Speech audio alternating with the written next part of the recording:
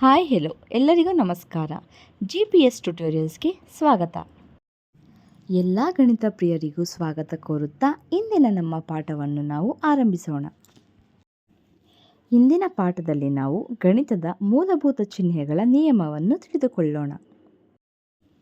ಅಂದರೆ ಸಂಖ್ಯೆಗಳ ಸಂಕಲನ, ವ್ಯವಕಲನ, ಗುಣಾಕಾರ, ಭಾಗಾಕಾರ ಎಲ್ಲವೂ ಗಣಿತದ ಮೂಲಭೂತ ಕ್ರಿಯೆಗಳು. ಅಂದರೆ basic maths operations like addition, subtraction, multiplication and division ಇವುಗಳ ಚಿಹ್ನೆಗಳ ಆಧಾರದ ಮೇಲೆ ಲೆಕ್ಕಗಳನ್ನು ಹೇಗೆ ಬಿಡಿಸಬೇಕೆಂದು ಈ ವಿಡಿಯೋದಲ್ಲಿ ತಿಳಿದುಕೊಳ್ಳೋಣ. ಮೊದಲನೆಯದಾಗಿ ಸಂಕಲನದ ಚಿಹ್ನೆಯ ನಿಯಮ. ಅಂದರೆ ಎರಡು ಸಂಖ್ಯೆಗಳು, ಎರಡು ಅಥವಾ ಎರಡಕ್ಕಿಂತ ಹೆಚ್ಚು ಸಂಖ್ಯೆಗಳಿಗೆ ಧನಾತ್ಮಕ ಚಿಹ್ನೆ ಅಂದರೆ ಪ್ಲಸ್ ಚಿಹ್ನೆ ಇದ್ದರೆ ಆ ಸಂಖ್ಯೆಗಳನ್ನೆಲ್ಲ ನಾವು ಸಂಕಲನ ಮಾಡಿ ಅಂದರೆ ಕೂಡಿ ಪ್ಲಸ್ ಚಿಹ್ನೆಯನ್ನೇ ಬರೆಯಬೇಕು. ಉದಾಹರಣೆಗೆ ಇಲ್ಲಿ 3 ಮತ್ತು 4 ಎರಡೂ ಸಂಖ್ಯೆಗಳಿಗೂ ಪ್ಲಸ್ ಚಿಹ್ನೆಗಳಿವೆ. ನಾವು ಈ ಎರಡು ಸಂಖ್ಯೆಗಳನ್ನು ಸಂಕಲನ ಮಾಡುವಾಗ ಎರಡು ಸಂಖ್ಯೆಗಳನ್ನು ಕೂಡಿ ಪ್ಲಸ್ ಚಿಹ್ನೆಯನ್ನೇ ಬರೆಯಬೇಕು. ಅಂದರೆ ಉತ್ತರ +7. ಹಾಗಾಗಿ ಸಂಖ್ಯೆಗಳು ಪ್ಲಸ್ ಚಿಹ್ನೆಯನ್ನು ಹೊಂದಿದರೆ ನಾವು ಅವನ್ನು ಕೂಡಿ ಪ್ಲಸ್ ಎಂದೇ ಬರೆಯಬೇಕು. ಈಗ ಎರಡನೇ ನಿಯಮ. ಅಂದರೆ ಎರಡೂ ಸಂಖ್ಯೆಗಳಿಗೆ ಋಣಾತ್ಮಕ ಅಂದರೆ ಮೈನಸ್ ಚಿಹ್ನೆಗಳಿದ್ದರೆ ಹೇಗೆ ಸಂಕಲನ ಮಾಡುವುದು? ಇಲ್ಲೂ ಸಹ ಮೊದಲನೇ ನಿಯಮದ ಹಾಗೆ ಎಲ್ಲ ಸಂಖ್ಯೆಗಳನ್ನು ಕೂಡಿ ಮೈನಸ್ ಚಿಹ್ನೆಯನ್ನೇ ಬರೆಯಬೇಕು. ಉದಾಹರಣೆಗೆ ಇಲ್ಲಿ -2 ಮತ್ತು -3 ಸಂಖ್ಯೆಗಳಿವೆ. ಎರಡೂ ಸಂಖ್ಯೆಗಳಿಗೂ ಮೈನಸ್ ಚಿಹ್ನೆ ಇರುವುದರಿಂದ ಎರಡನ್ನೂ ನಾವು ಆ್ಯಡ್ ಅಂದರೆ ಕೂಡಬೇಕು. ನಂತರ ಯಾವ ಚಿಹ್ನೆಯನ್ನು ಕೊಡಬೇಕು? ಮೈನಸ್ ಚಿಹ್ನೆಯನ್ನೇ ಕೊಡಬೇಕು. ಸೊ ಉತ್ತರ -5 ಆಗಿರುತ್ತದೆ. ಹಾಗಾಗಿ ಸಂಖ್ಯೆಗಳ ಚಿಹ್ನೆಗಳು ಒಂದೇ ಆಗಿದ್ದಲ್ಲಿ ಅಂದರೆ ++ ಅಥವಾ -− ಇದ್ದಲ್ಲಿ ಆ ಸಂಖ್ಯೆಗಳನ್ನು ನಾವು ಕೂಡಬೇಕು ಹಾಗೂ ಅದೇ ಚಿಹ್ನೆಯನ್ನೇ ಬರೆಯಬೇಕು. ಪ್ಲಸ್ ಇದ್ದಲ್ಲಿ ಪ್ಲಸ್, ಮೈನಸ್ ಇದ್ದಲ್ಲಿ ಮೈನಸ್. 3 ಮತ್ತು 4ನೇ ನಿಯಮದ ಪ್ರಕಾರ ವಿಭಿನ್ನ ಚಿಹ್ನೆಗಳು ಅಂದರೆ +- ಅಥವಾ -+ ಇದ್ದಲ್ಲಿ ಆಗ ನಾವು ಆ ಸಂಖ್ಯೆಗಳನ್ನು ಕಳೆಯಬೇಕು. ಮತ್ತು ನಾವು ಯಾವ ಚಿಹ್ನೆಯನ್ನು ಬರೆಯಬೇಕು ಎಂದು ಉದಾಹರಣೆಯಲ್ಲಿ ನೋಡೋಣ. ಇಲ್ಲಿ +3 ಹಾಗೂ -5 ಇದೆ. ಸೊ ಎರಡೂ ಸಂಖ್ಯೆಗಳು ವಿಭಿನ್ನ ಚಿಹ್ನೆಯನ್ನು ಹೊಂದಿರುವುದರಿಂದ ನಾವು ಇಲ್ಲಿ ಆ ಸಂಖ್ಯೆಗಳನ್ನು ಕಳೆಯಬೇಕು ಹಾಗೂ ದೊಡ್ಡ ಸಂಖ್ಯೆಯ ಚಿಹ್ನೆಯನ್ನೇ ನಾವು ಬರೆಯಬೇಕು. ಹಾಗಾಗಿ ಉತ್ತರ -2 ಆಗಿರುತ್ತದೆ. ನಂತರದ ಉದಾಹರಣೆಯಲ್ಲಿ -3 + 5 ಇರುವುದರಿಂದ ಅದರ ಉತ್ತರ +2 ಏಕೆಂದರೆ ಅತಿ ದೊಡ್ಡ ಸಂಖ್ಯೆ 5 ಅದರ ಚಿಹ್ನೆ ಪ್ಲಸ್. ಇನ್ನು ಹೆಚ್ಚು ಉದಾಹರಣೆಗಳೊಂದಿಗೆ ಚಿಹ್ನೆಗಳ ನಿಯಮವನ್ನು ತಿಳಿಯೋಣ. ಉದಾಹರಣೆ 1 +3 +4. ಸೊ ಎರಡೂ ಸಂಖ್ಯೆಗಳನ್ನು ಕೂಡಿದಾಗ ನಮಗೆ ಬರುವಂತಹ ಉತ್ತರ +7. ಉದಾಹರಣೆ 2 +5 +8 +2.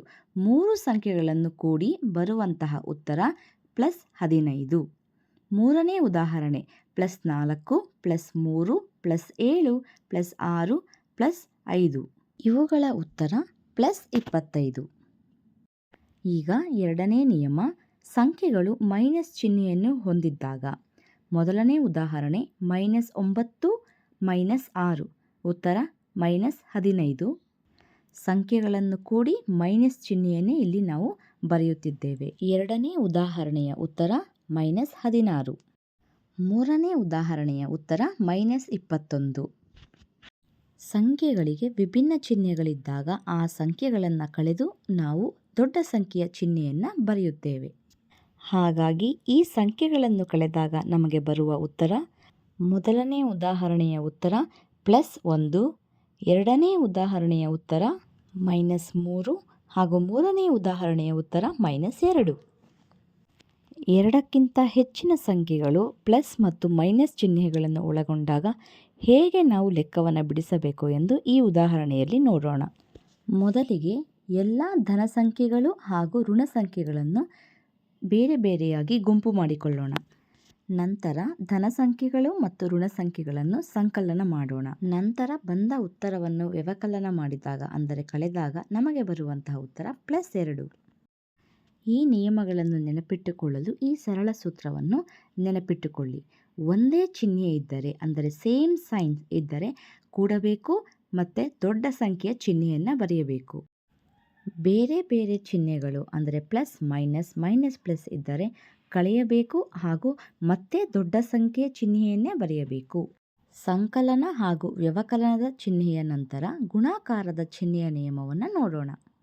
ಇಲ್ಲಿ ಎರಡೂ ಸಂಖ್ಯೆಗಳು ಪ್ಲಸ್ ಇದ್ದಲ್ಲಿ ಆ ಎರಡೂ ಸಂಖ್ಯೆಗಳನ್ನು ಗುಣಿಸಿ ಪ್ಲಸ್ ಚಿಹ್ನೆಯನ್ನು ಬರೆಯಬೇಕು.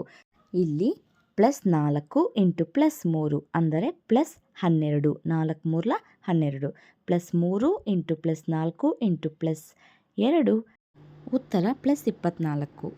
ಮೂರನೇ ಉದಾಹರಣೆಯ ಉತ್ತರ +288. ಈಗ ಎರಡೂ ಸಂಖ್ಯೆಗಳು ಮೈನಸ್ ಚಿಹ್ನೆಯನ್ನು ಹೊಂದಿದ್ದರೂ ಆಗಲೂ ಕೂಡ ನಾವು ಗುಣಾಕಾರದಲ್ಲಿ ಪ್ಲಸ್ ಎಂದೇ ಬರೆಯುತ್ತೇವೆ. ಸೊ -4 ಇಂಟು -3 ಉತ್ತರ +12 ಆಗಿರುತ್ತದೆ.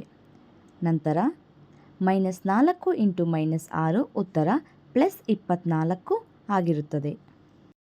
ಇಲ್ಲಿ ಸಂಖ್ಯೆಗಳು ಸಮ ಸಂಖ್ಯೆಯಲ್ಲಿ ಇದ್ದಾಗ ಉತ್ತರ ಪ್ಲಸ್ ಚಿಹ್ನೆಯಲ್ಲಿರುತ್ತದೆ. ಆದರೆ ಬೆಸ ಸಂಖ್ಯೆಯಲ್ಲಿ ಇದ್ದಾಗ ಚಿಹ್ನೆ ಮೈನಸ್ ಆಗಿರುತ್ತದೆ. ಇದನ್ನು ನೆನಪಿಟ್ಟುಕೊಳ್ಳಿ.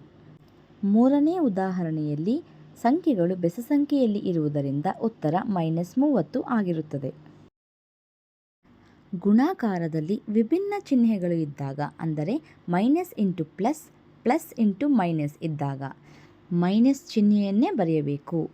ಉದಾಹರಣೆಗೆ -4 ಇಂಟು +3 -12 ಉತ್ತರ ಬರುತ್ತದೆ. +5 ಇಂಟು -3 ಉತ್ತರ -15 ಆಗಿರುತ್ತದೆ. ಗುಣಾಕಾರದ ಚಿಹ್ನೆಯ ನಿಯಮಗಳು. ನಿಯಮ 1, ಒಂದೇ ರೀತಿಯ ಚಿಹ್ನೆಗಳಿದ್ದರೆ ಪ್ಲಸ್, ವಿಭಿನ್ನ ಚಿಹ್ನೆಗಳಿದ್ದರೆ ಮೈನಸ್. ನಿಯಮ 2, ಮೈನಸ್ ಋಣ ಚಿಹ್ನೆಗಳ ಸಂಖ್ಯೆ ಸಮ ಈವನ್ ಆಗಿದ್ದರೆ ಪ್ಲಸ್ ಉತ್ತರ ಬರುತ್ತದೆ. ಅದೇ ರೀತಿ ಆಡ್ ನಂಬರ್ನಲ್ಲಿದ್ದರೆ ಮೈನಸ್ ಉತ್ತರ ಆಗುತ್ತದೆ. ಗುಣಾಕಾರದ ಚಿಹ್ನೆಯ ನಿಯಮದಂತೆಯೇ ಭಾಗಾಕಾರದ ಚಿಹ್ನೆಯ ನಿಯಮವು ಒಂದೇ ರೀತಿ ಇರುತ್ತದೆ. ಉದಾಹರಣೆಗೆ +30 +5ರಿಂದ ಭಾಗಿಸಿದಾಗ ನಮಗೆ ಬರುವ ಉತ್ತರ +6, -30 -5ರಿಂದ ಭಾಗಿಸಿದಾಗ ಬರುವ ಉತ್ತರ ಮತ್ತೆ +6 ಆಗಿರುತ್ತದೆ. +30 -5ರಿಂದ ಭಾಗಿಸಿದಾಗ ಬರುವ ಉತ್ತರ -6, -30 +5ರಿಂದ ಭಾಗಿಸಿದಾಗ ಬರುವ ಉತ್ತರ -6 ಆಗಿರುತ್ತದೆ. ಗಣಿತದ ಮೂಲಭೂತ ಚಿಹ್ನೆಗಳ ನಿಯಮವನ್ನು ಸರಳವಾಗಿ ನೀಡಿದ್ದೇನೆ. ಇದರ ಸಹಾಯದಿಂದ ನೀವು ಲೆಕ್ಕಗಳನ್ನು ಬಿಡಿಸಬಹುದು. ವಿಡಿಯೋವನ್ನು ಕೊನೆಯವರೆಗೂ ನೋಡಿದ್ದಕ್ಕಾಗಿ ಧನ್ಯವಾದಗಳು. ಮುಂದಿನ ವಿಡಿಯೋದಲ್ಲಿ ಮತ್ತೊಂದು ಹೊಸ ವಿಷಯದೊಂದಿಗೆ ಸಿಗೋಣ. Thank you all.